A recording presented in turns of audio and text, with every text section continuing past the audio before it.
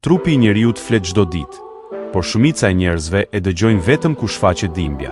E vërteta është se shëndeti shpesh tregohet përmes shenjave të vogla, të çuditshme, madje edhe të sikletshme, që ne i marrim gabimisht si problem. Por biologjia nuk funksionon mbi turp. Ajo funksionon mbi ritmin, ekuilibrin dhe përshtatjen.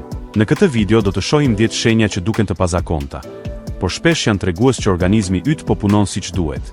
Nga tretja, te hormonet, nervat, energjia dhe mënyra si e përpunon ushqimi. Lëshimi i gazrave, kur tretja punon si duhet. Shumë njerëz e shohin lëshimin e gazrave si diçka të turpshme, por në shumicën e rasteve është thjesht fiziologji normale. Gjatë tretjes, trupi shpërbën karbohidratet, proteinat dhe yndyrat me enzima, ndërsa bakteret e mira në zor fermentojnë pjesë të ushqimit që nuk treten plotësisht, sidomos fibra. Ky fermentim prodhon gazra, dhe kjo tregon se mikrobioma është aktive, jo e fjetur. Pra, një nivel i moderuar gazi mund të jetë shenjë e një sistemi tretës që punon. Ajo që ka rëndësi është konteksti.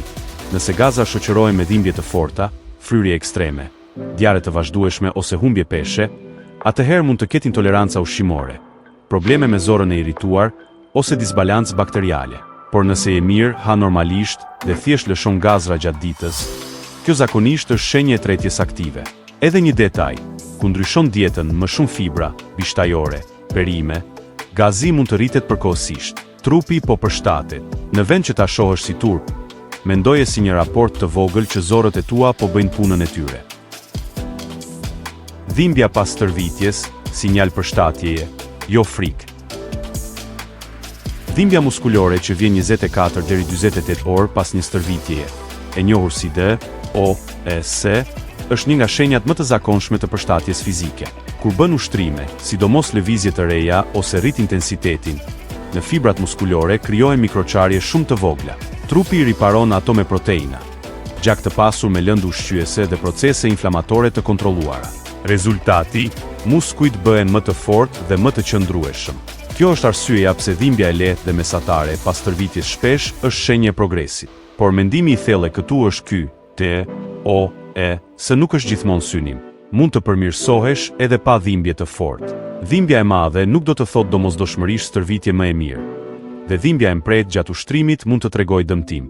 Shenja e shëndetit është kur dhimbja është e menaxhueshme dhe kalon brenda pak ditësh, ndërsa ti ruan lëvizshmërinë. E shoqëruar me gjumë të mirë, hidratim, ushqim të pasur me proteina dhe pushim, së bëhet pjesë e rindërtimit. Trupi po të thotë, më sfidove, tani po përmirësohem. Dhe kjo është logjika e rritjes. Djersitja, sistemi i ftohjes që të mbron. Djersitja është një mekanizëm mbijetese. Kur temperatura e trupit rritet, qoftë nga stërvitja, stresi ose nxehtësia e ambientit, gjëndrat e djersës prodhojnë lëng që avullon dhe ul temperaturën e lëkurës. Kjo e mban trupin brenda një zone të sigurt termike. Pra, të djersisësh lehtë nuk do të thotë dobësi. Shpesh do të thotë që trupi reagon shpejt dhe rregullon temperaturën siç duhet. Djersitja lidhet edhe me qarkullimin e gjakut dhe sistemin nervor autonom. Një trup që djersit normalisht, në kohën e duhur, zakonisht ka një termoregullim funksional, ndërsa mungesa e djersitjes në kushte ku duhet të djersisje, për shembull nxehtësi e madhe, aktivitet fizik, mund të jetë më problematike, sepse rrit rrezikun e mbinxehjes. Por saktësia kërkon edhe një kufi. Djersitja e tepërt pa shkak, edhe kur je ulur, pa stres, pa nxehtësi, mund të ketë arsye të ndryshme dhe duhet vlerësuar. Megjithatë, në shumicën e rasteve të përditshme, djersa gjatë aktivitetit, kur emocionohesh ose kur nxehet ambienti, është shenjë e një sistemi që të mbron. Në një farë mënyre, djersa është ventilatori i trupit, dhe fakti që punon është lajm i mirë. Uria në mëngjes, metabolizëm aktiv dhe ritëm biologjik.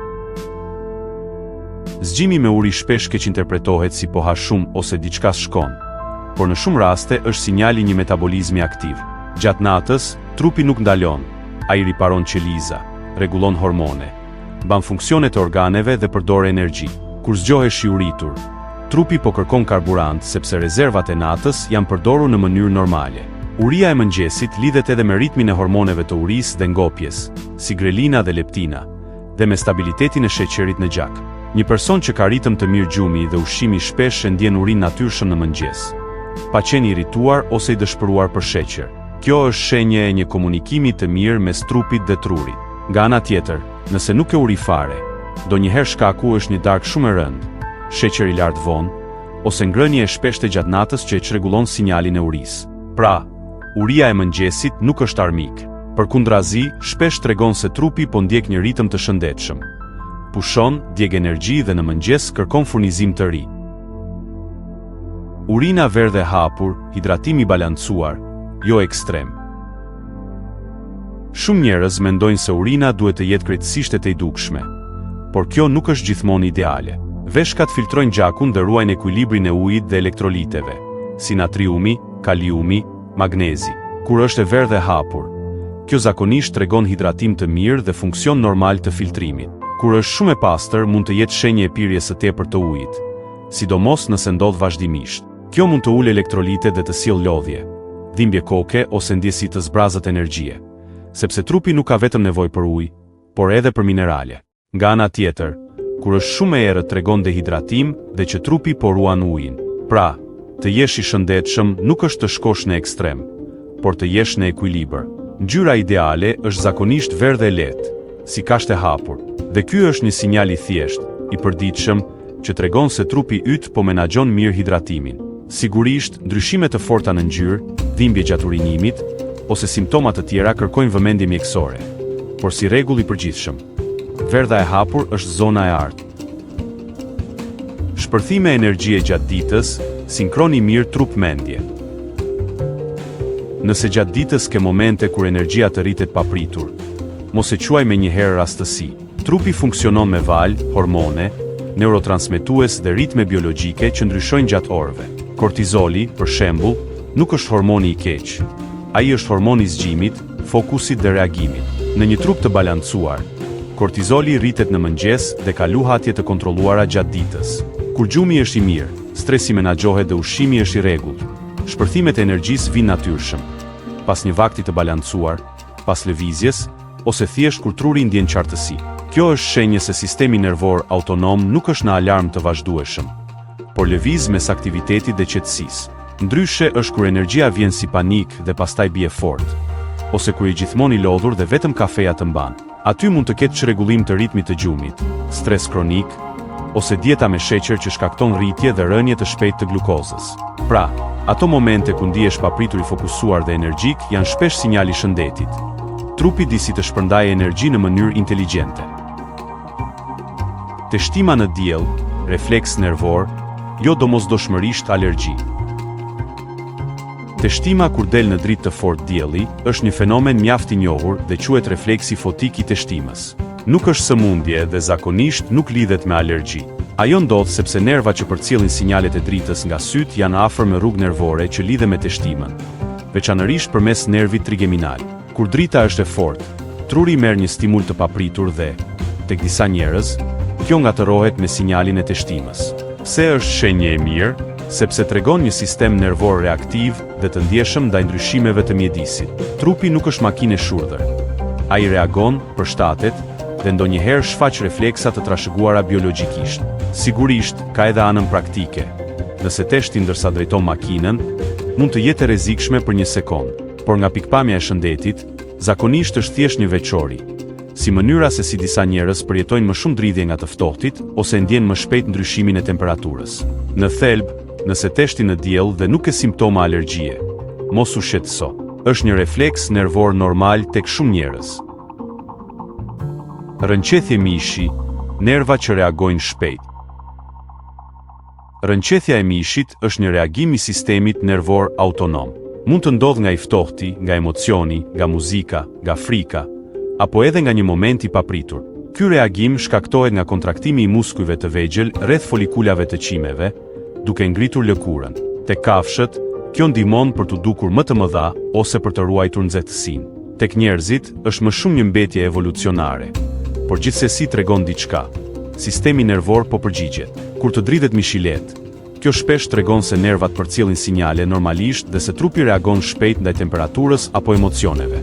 Në një farë mënyre, është një provë e vogël që kabllot neurologjike po punojnë. Shenja e shëndetit këtu është kur dridhjet vijnë në situata logjike, të ftohtit, emocion, apo reagimi menjëhershëm. Nëse ndodh shpesh pa arsye dhe shoqërohet me simptoma të tjera, atëherë mund të kërkojë vlerësim, por në shumicën e rasteve, dridhjet janë një reagim normal që tregon ndjeshmëri dhe termorregullim. Pra, herën tjetër kur të rënqethet mishi nga një këngë ose nga një ftohje e lehtë, kujto, trupi yt po bën atë që është programuar të bëjë, të reagojë. Jashtëqitja 1 ose 2 herë në ditë, ritëm i mirë tretës. Ritmi i zorëve është një nga treguesit më praktik të shëndetit të përditshëm. Shumë mendojnë se normale është 1 herë në 2 ose 3 ditë, por për shumë njerëz, 1 ose 2 herë në ditë është një ritëm shumë i mirë. Kjo zakonisht tregon që tretja, hidrimi dhe marrja e fibrave janë në ekuilibër, dhe se zorët lëvizin në mënyrë efikase. Por saktësia kërkon nuancë, ka njerëz që janë të shëndetshëm edhe me 1 herë në ditë, ose 1 herë në 2 ditë, nëse nuk kanë dhimbje, fryrje apo lodhje. Ajo që ka rëndësi është rregullsia dhe cilësia. A ndihesh i lehtësuar pas tualetit? A është procesi pa dhimbje? A është jashtëqitja e formuar?